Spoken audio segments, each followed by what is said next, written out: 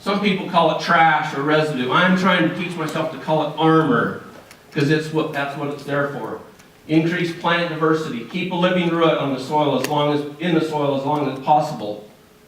And integrate livestock on the cropland. Here's a little work we're doing in Wheatland, and Sundance. Following all 5 of these principles. Caitlin did a good job introducing dynamic soil properties. These 2 fence line soils, they have the same soils, but different management, right? Continuous season long, cool season invasive grasses are dominated. Rotationally grazed, conservatively stocked. This is a photo from Stan Boltz, my counterpart in South Dakota. This is from the fence line on the left. Heaviest continuous season-long grazing. This is what Caitlin was talking about. Pete's talking about it too. Look at the organic matter in the top, what is that, 12, 14 inches, somewhere in that neighborhood. Compared to the soil on the right-hand side. Look at this carbon in that system. Look at the aggregate strength and structure of their soil health indicators. Now, we can talk negative all day long, but maybe we can talk about some positive things that we can do. When I first started soil health, one of the things that we figured out was one of the easiest things to do on our farms and ranches was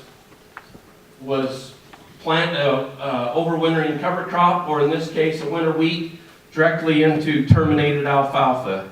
Sprayed out alfalfa, no soil disturbance. See, we've been building the health of the soil, right? In our perennial systems. Let's just keep it moving. We don't want to do a whole bunch of tillage and lose all this carbon, right? Did you guys see this? This is pretty powerful. I think if that would have been green, if the Creator would have made CO2 green, Orrin would have said, hey, get off the tractor, look at all the carbon we're losing. We just can't handle that. So, planting species right into dead alfalfa stubble. A little bit of range. Now I'm an agronomist by trade. I work a lot with pasture and range though, so I'm learning a little bit about grazing myself. Blank is the most important factor in grazing management and the least understood. Now, I'm not here to preach to you guys because I know this is the choir. When are the livestock there? How long are the livestock insert locations? How soon do livestock return to that same location?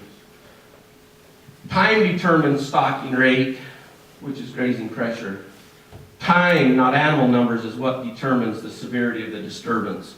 Remember this quote, Mother Nature can handle acute stress, but when you start giving her chronic stress, she, just like us, we can't handle it, right? It's tough. I brought a paper. I got about 10 or 15 papers from Dr. Teague and other colleagues.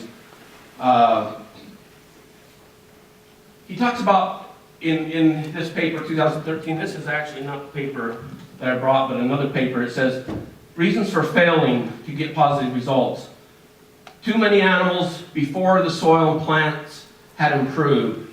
Not developing suitable stock water systems.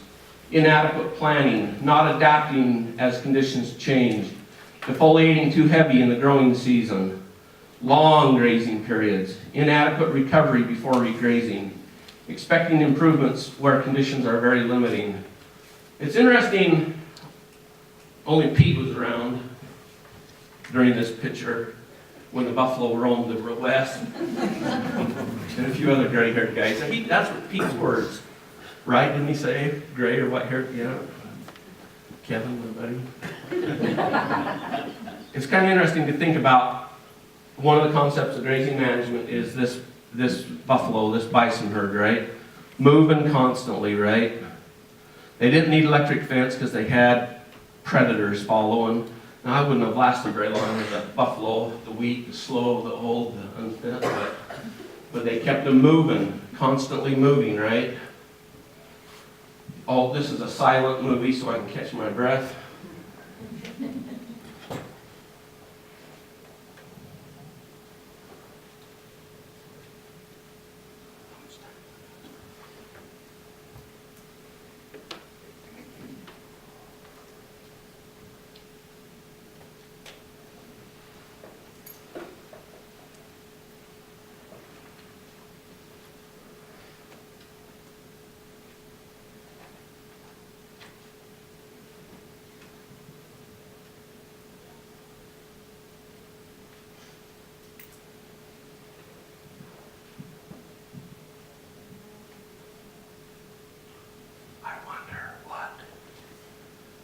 root systems look like.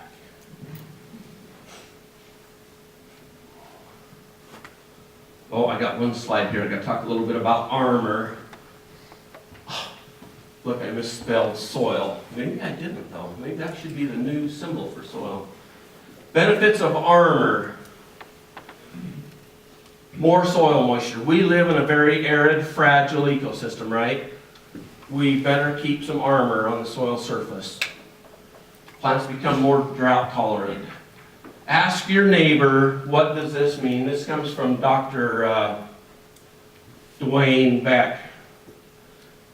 Boys, you got to learn to take E out of ET. You got to learn to take E out of ET. I'm not telling you what it means. You have to ask your neighbor. Greater plant growth, days increase. Grazing, I'm bored. A couple comments from Dr. Teague's 2011 paper. They did 4 ranch scale grazing treatments, and I think they were 9 or 10 years minimum in that management scenario. Heavy continuous stocking, low continuous stocking. They excluded some grazing, they had some exclosures, and then they had some multi-paddock. And in the paper, he talks a lot about multi-paddock or intensive graze management or multiple cell. So they just use different words. Their paddocks were 40-day recovery when the plant was growing fast, or 80 days when it was slow. Now this isn't that, this research wasn't done in downtown Wyoming. This was done on the southern Oklahoma, northern Texas boundary there. One thing it does have in common with Wyoming, though, is they were looking at the soil. Sometimes we can get wrapped around, well, this didn't happen in my country, but the whole ecosystem are very similar. Some results. It was interesting when they looked at bacteria, there was no significantly difference in the bacteria counts. And I think they were measuring I don't know how they measure them either, but they measure them in nanograms of microbe per gram of soil. Total fungus in the multi-paddock management scenario was the highest, and also the ratio of fungus, mycorrhizal fungus to total bacteria was highest, 3-to-1 ratio compared to 1-to-1. Now, Pete showed us a few pictures. Here's a root hair. Here's the mycorrhizal fungus. The round circles are the spores. Here's that glomalin or glomulin. That's the silly-string here. That's coating these soil aggregates. It's kind of like paint on the walls, right? Paint in the rooms. It's just everywhere. It's ubiquitous. It's that cementing agent that helps hold these aggregates together. What does a high fungus to bacteria ratio indicate? These are all things that we want to improve as farm managers. We want to have higher water holding capacities. We want to have higher nutrient availability. We want high nutrient retention. If you store your nitrogen in the nitrate form, you're going to lose it. You want to store it in the biological form, in the DNA of an organism. That's how Mother Nature stores it, in the DNA of an organism. High levels of soil carbon. Here's a picture of our pink netting, mycorrhizal fungus. Look at that netting over that soil aggregate. That's pretty impressive how Mother Nature does that. In our management scenarios, we need to do everything possible to increase this mycorrhizal fungus.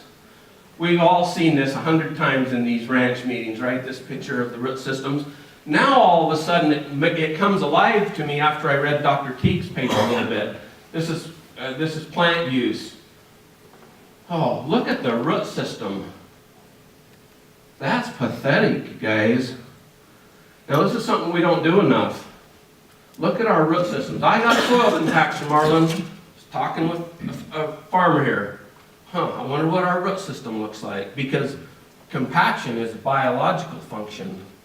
Here's a couple of quotes I'd like to read from Dr. Teague's paper. Adequate plant cover and species composition, or you need adequate plant cover and species composition to protect from soil loss and maintenance of conditions for soil microbes to prosper and maintain ecosystem functions. See, there's microorganisms in this tough soil here, but they're not prospering. They're not even probably maintaining themselves. Dr. Teague says plant and litter cover enhances infiltration, something we can change. We can change infiltration, but you got to have granular aggregate structure. It enhances buffer temperature, decreases evaporation, promotes soil aggregate stability, sustains plant nutrient status and availability. Now the next sentence I wrote, management systems with more rest had more fungus, had more fungi. Fungi are more efficient at assimilating and storing nutrients, including carbon, than bacteria.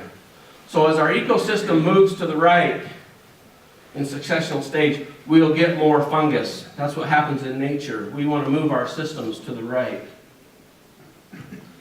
Summary of managing for desired outcomes from Dr. Teague in 2013. Match animal numbers to available forage. Spread grazing over the whole ranch. They're putting GPS monitors on, collars on cattle now, and tracking them where they're at on the ranch. You know, are they spent, and it takes a beep every 15 minutes, shows where that animal was. It's amazing how underutilized some of our ranches